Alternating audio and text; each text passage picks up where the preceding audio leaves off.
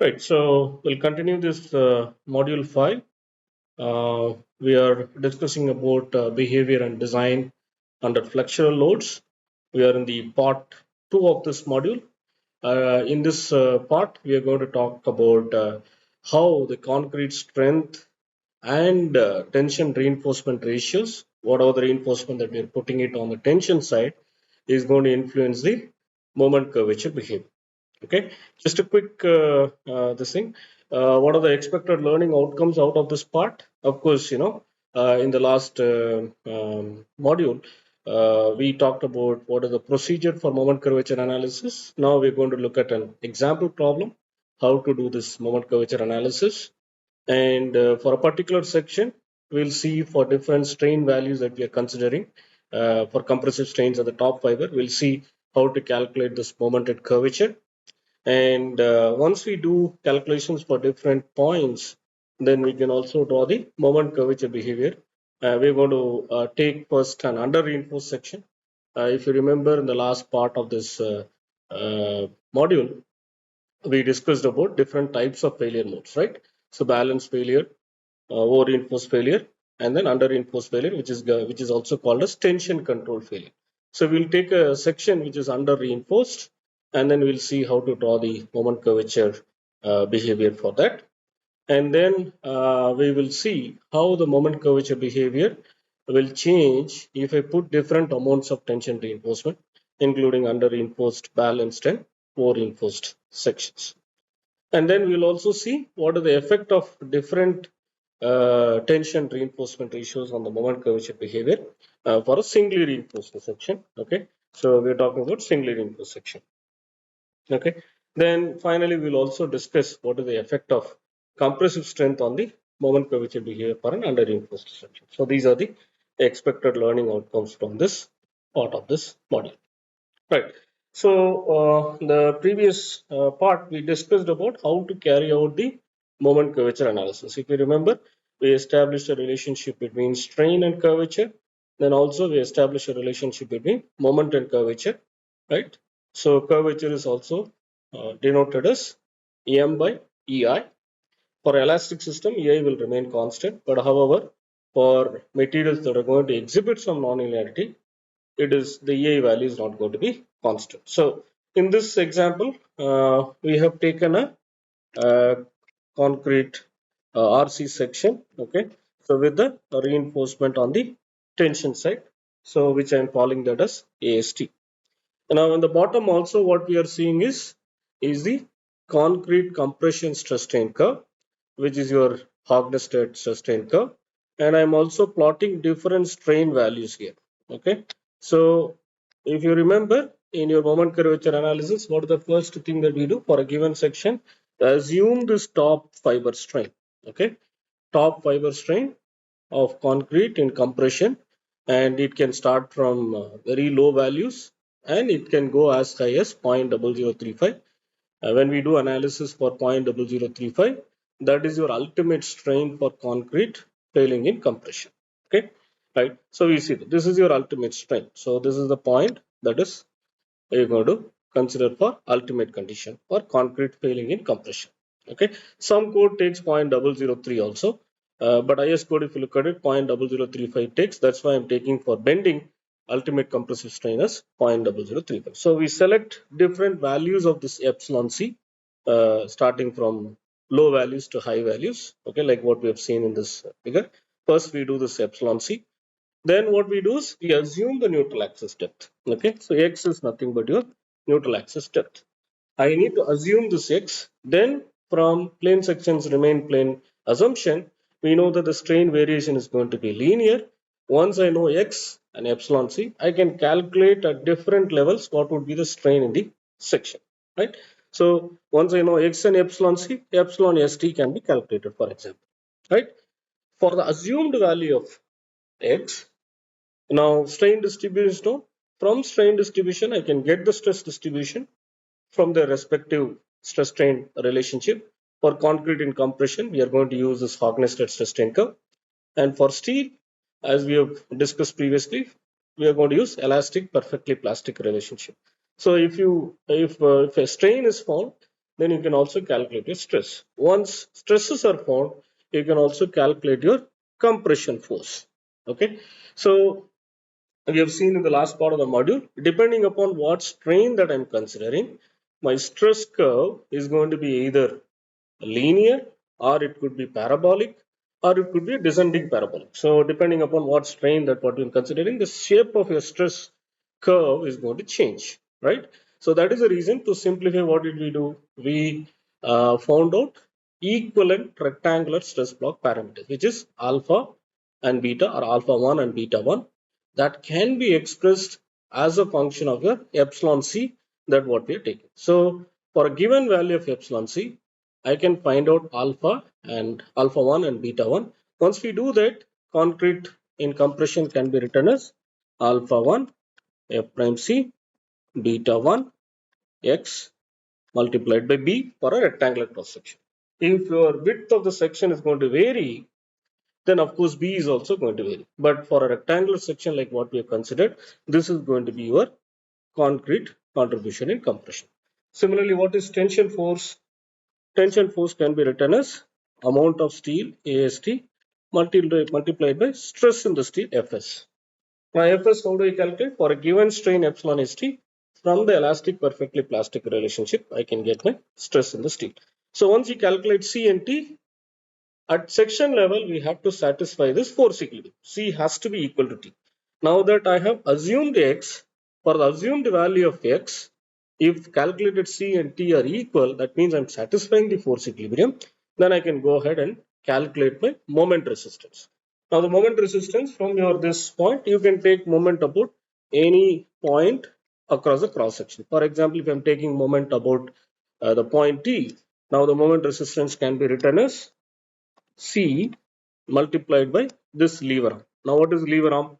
Lever arm is going to be dE minus beta 1 x by 2, because the location of C is going to be beta 1 x by 2. So this lever arm is going to be effective depth minus beta 1 x by 2 moment we can get. Now how do you get your curvature? Curvature is nothing but, you know, we have derived in the last part of the module. Curvature is nothing but epsilon c divided by x, or in other words, this is basically the slope of this strain diagram, how much the section has rotated for the assumed strains. Okay, so we get this one point like this.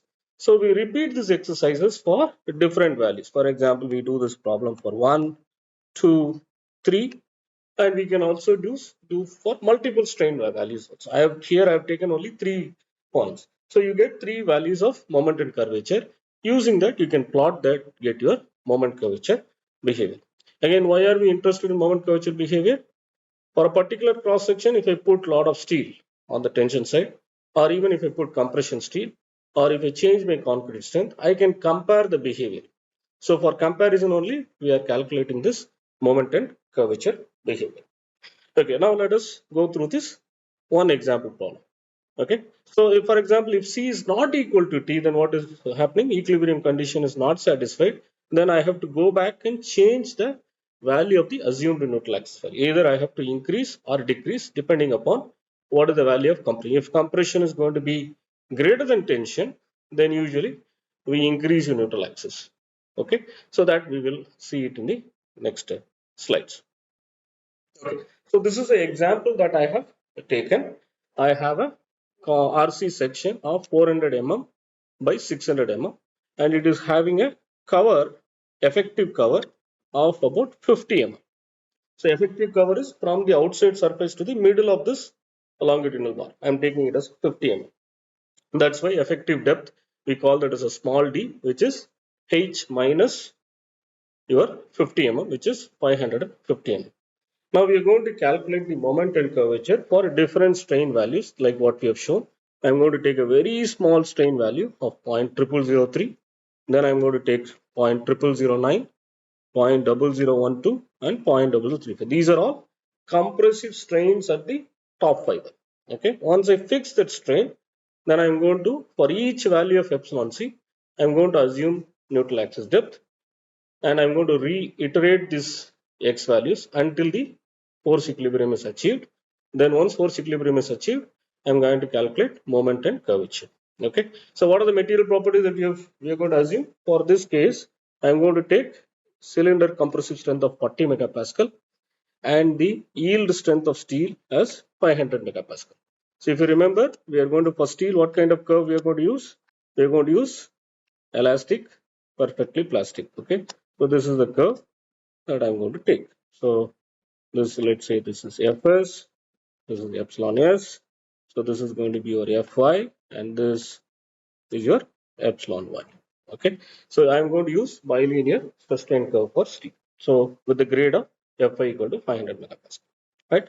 And also concrete contribution in tension is going to be very small, so we can ignore the contribution of concrete tension.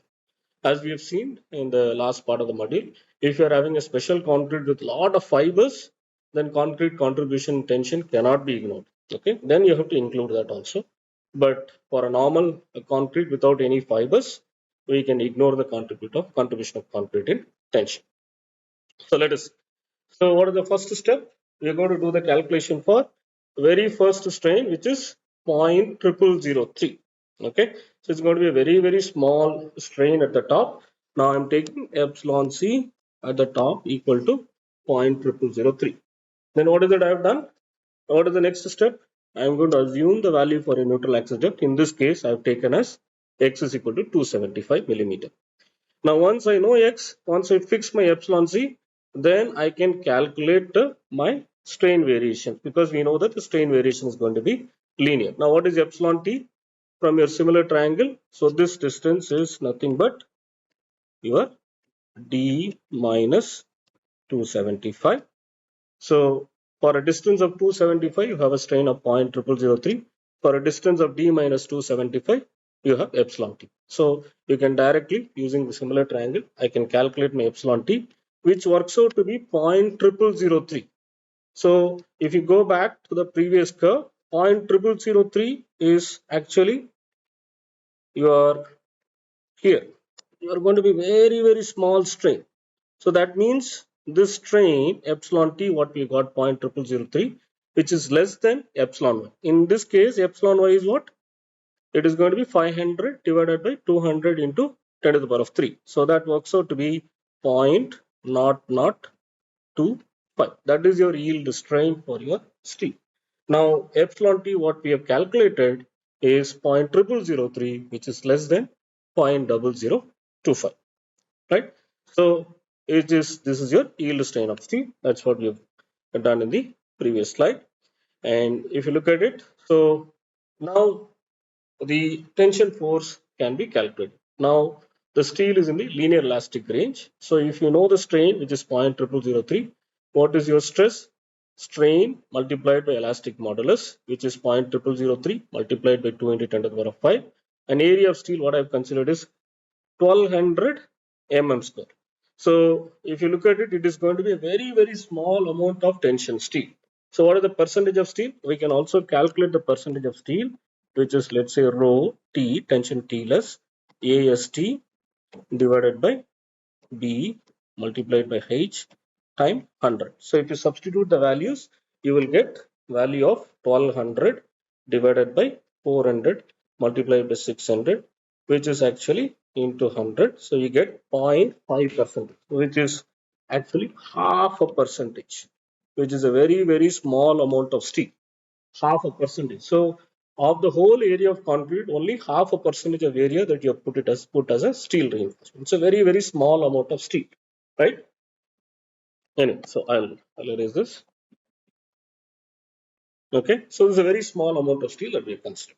Now the tension force is 0.0003. So you get 72 kilonewton. When I divide by 1000, Newton becomes kilonewton. So you get a force of 72 kilonewton. Now x is known, epsilon c is known. I can also calculate now compression force. How do you get your compression force? If you go back, compression force, you have taken that as alpha 1 f prime c beta 1 times x multiplied by b. So f prime c is given to 40 megapascal. X, you have taken it to be 275. Breadth is 400 mm. You have given to you. Alpha 1 and beta 1, you are supposed to calculate which are functions of your epsilon c that you have considered at the top. So in the last module, we have derived expressions for alpha 1 and beta 1. Beta 1 is basically 4 minus epsilon c by epsilon prime c divided by 6 minus 2 into epsilon c by epsilon prime c. Of course, this alpha and beta 1 value, what is shown here, is valid only for Hogness state or parabolic stress strain curve model. This alpha 1 beta 1 expression is not valid if you are going to use different stress strain curves. But from the first principles, we can also derive this alpha 1 and beta 1. So we know that epsilon prime c is 0.002 for concrete strength less than 40 megapascal. So if I plug in the values, you get beta 1 equal to 0.68. So once you know your beta 1, alpha 1 is 1 by beta 1 multiplied by epsilon c by epsilon prime c minus 1/3 of epsilon c by epsilon prime c the whole square. Epsilon c we have assumed, epsilon prime c is 0.002. Beta 1 you have already calculated as 0.68. So if you plug in these values, you get alpha 1 as 0.21. It's a very small value because the strain value what I've taken is very small. Right? So now I got alpha 1, I got beta 1, f prime c is known, x is assumed, b is known. So I can put all of them and then I can get my compression force like what we have given here. So you see here, the compression force what I've calculated is 628 kilonewton. Tension force is only 72 kilonewton. So you see here, CC compression force is much larger than your tension force. Now, for a particular epsilon c of 0.0003, alpha 1 is fixed because it's just only function of your epsilon c. Beta 1 is fixed. Breadth of the section is fixed. Okay. And F prime c is given to you as 40 megapascal. How can I reduce CC? The only way I can reduce is by assuming a lower value of your neutral axis depth. So whatever the value that I have assumed, x is equal to 275 mm, which is very high, which is producing a large compression force compared to that of tension force. That means Cc is not equal to Ts. So your equilibrium condition is not satisfied. So the only way I can reduce this Cc is by decreasing the value of your neutral axis depth. Okay. So if you go back, so we are at this location in the sustained curve for concrete. So previously we assumed 275, where we found that the CC is very high.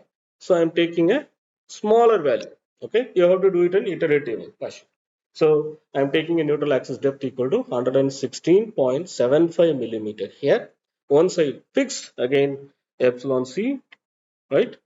Epsilon c and this 116.75, then I can calculate my epsilon t like what we have done. Again, what is this distance? This is nothing but d minus x. So what is epsilon t? Epsilon t is nothing but epsilon t by d minus x is equal to 0.0003 divided by x, which is 116.75. So if you substitute from your similar triangle, I can get the value for epsilon t. That works out to be 0.0011. Again, if you go back, where is that? We are in the 0.001. So if you see again, it has increased here, but still this is your epsilon t, which is 0.0012 or something, which is again less than your epsilon y. Okay, so that means the steel has still not reached its yielding value of 0.0025, right? So we go back. So if the steel is still not yielded, again I can calculate my stress. This is nothing but your stress in the steel, okay, which is 0.0011 multiplied by the elastic modulus. Strain multiplied by elastic modulus will give me stress because the steel has not still reached its yielding value. That multiplied by area of steel will give me tension force that I am dividing by 1000 to get it in kilonewton. So I get 264 kilonewton of tension force. Now, will alpha 1 and beta 1 will change? No. Whatever that we have calculated, that will remain same because epsilon c, it is purely function of only epsilon c. Epsilon c I have not changed. I only changed my x. So whatever the alpha 1 and beta 1 that we calculated, 0.68 and 0.21, still it will remain valid because it is purely function of your strain epsilon c, right? So once you do that, then you calculate your CC. and it works out to be 266.8 kilonewton. So you see here nearly same.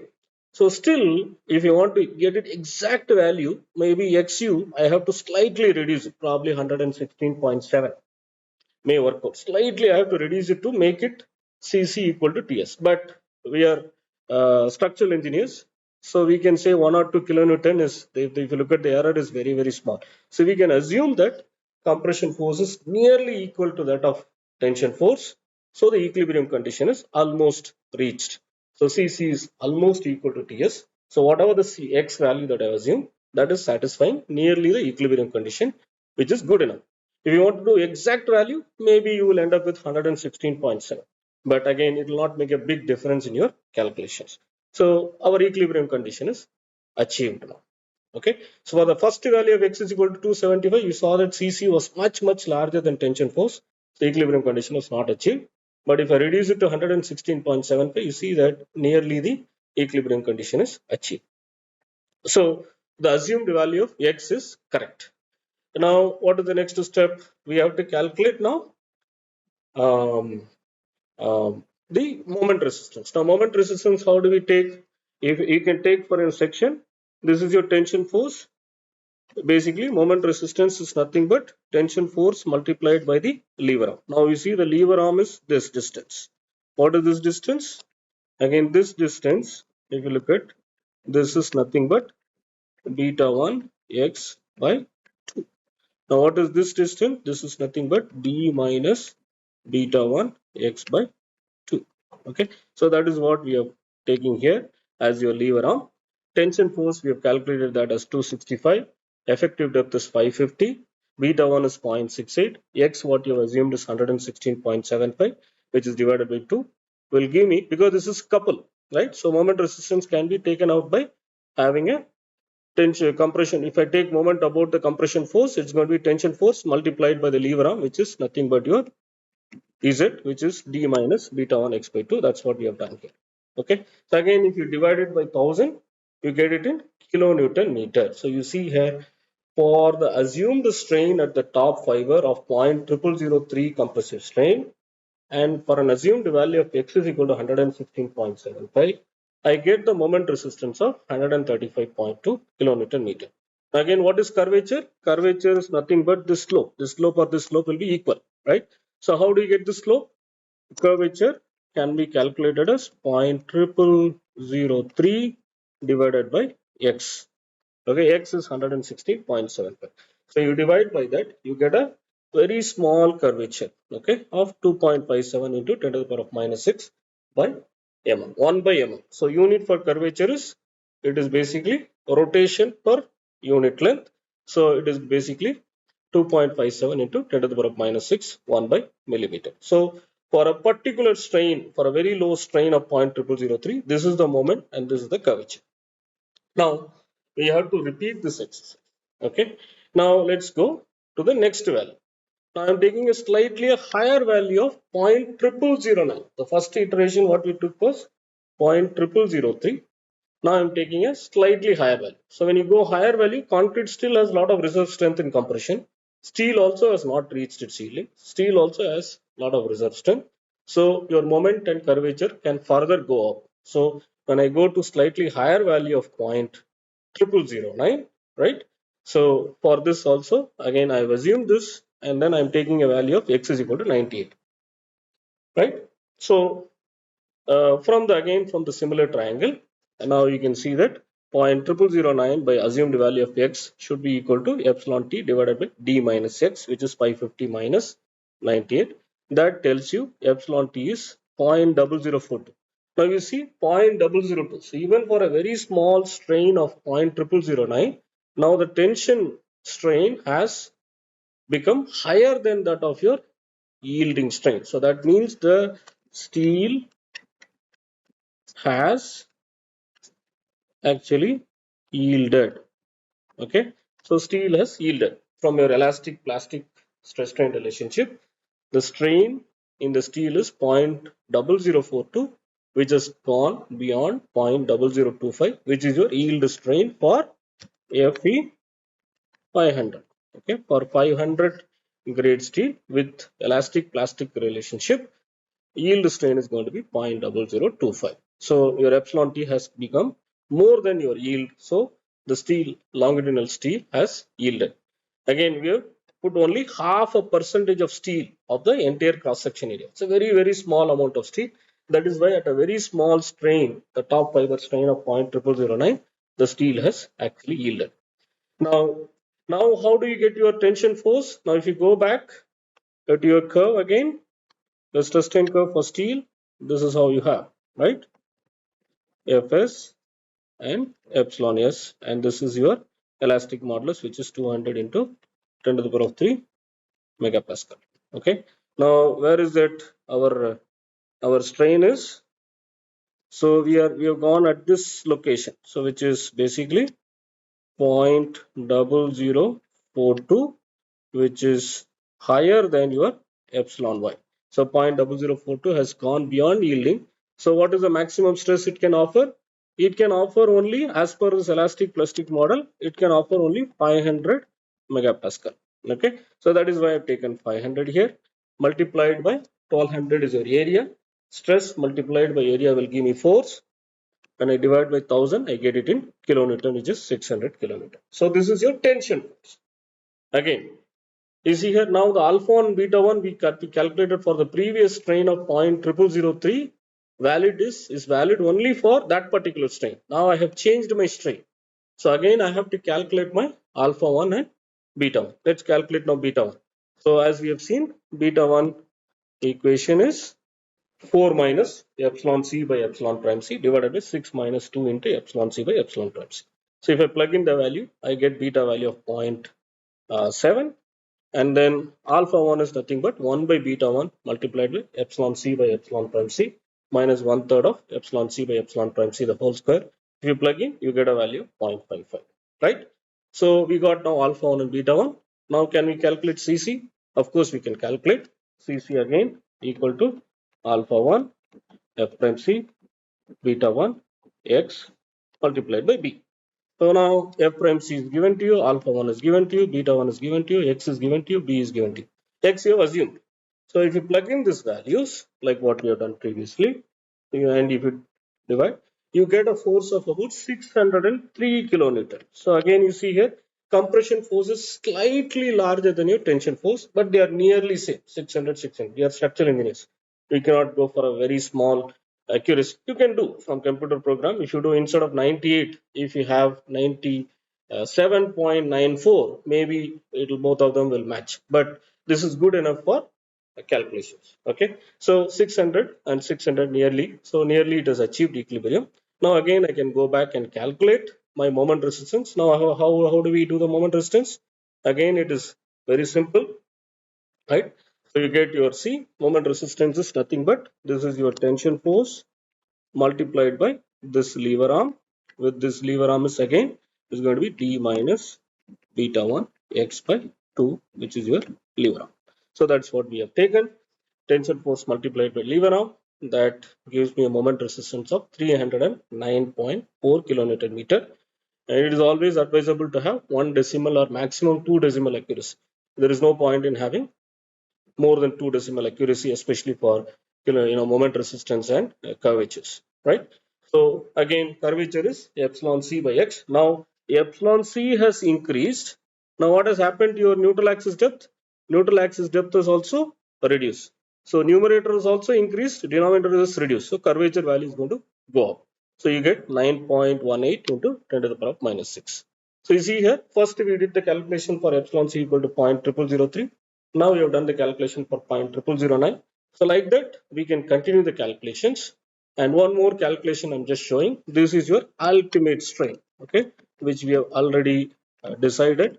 My ultimate strain, I'm going to take that as 0.0035 in compression, right? Um, so for that, if you see here, this is your epsilon c again, which we have taken, and then I'm assuming a x value equal to 51.4. Then from the strain distribution, again I can get my epsilon t to be equal to 0.0339, which is very, very large compared to that of 0.0025. Okay, so and clearly previous strain itself is yielded, so it has gone way beyond. It is almost, if I multiply by 100, it is about 3.4% of strain, which is 0.0339, which is a very high value of strain, which is much, much larger than your epsilon y, which is equal to 0.002. That means the steel has yielded. For elastic perfectly plastic model, the moment strain has become more than 0.0025, the stress will remain equal to yield stress of 500 megapascal. So that is why I have taken 500 stress multiplied by the area of steel, which is 1200, divided with 1000, you get a force of maximum force the steel can offer is only 600 kilonewton, right? Similarly, I want to calculate now CC, and concrete force and compression, which is basically again beta 1. Now again beta 1 and alpha 1 will change because it is function of your epsilon C.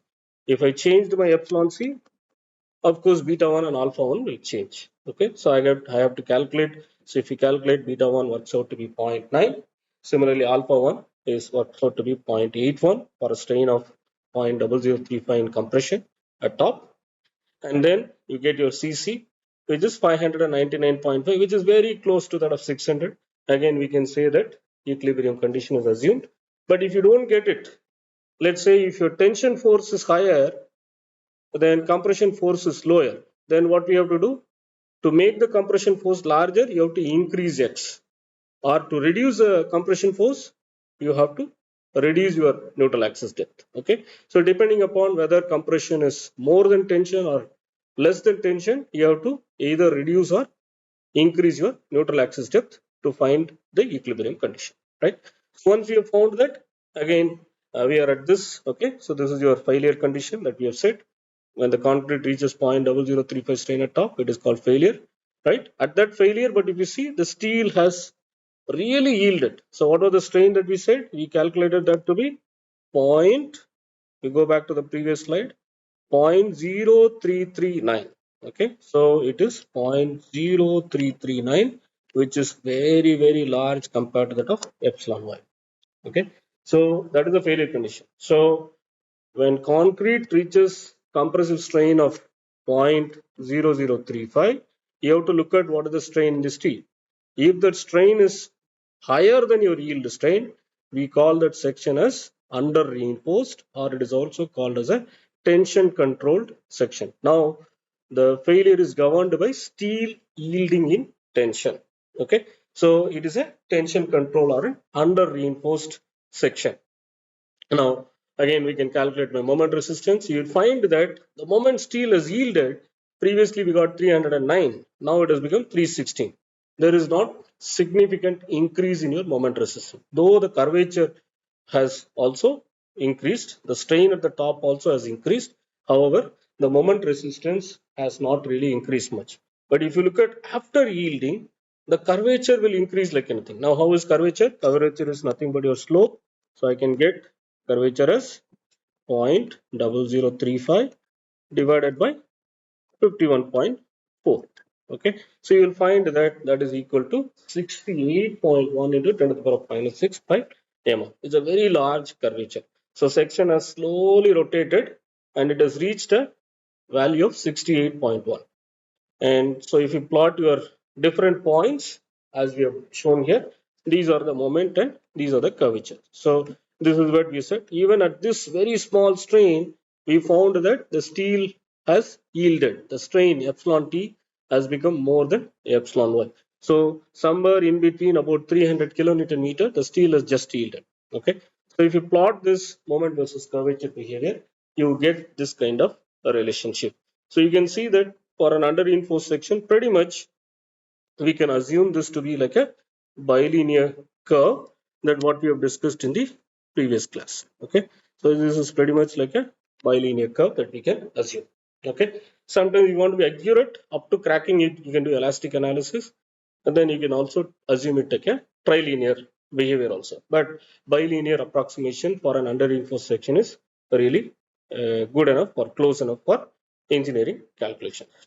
Okay, so you can see here the moment and curvature increases linearly up to the yielding. So here somewhere here is where your yielding is.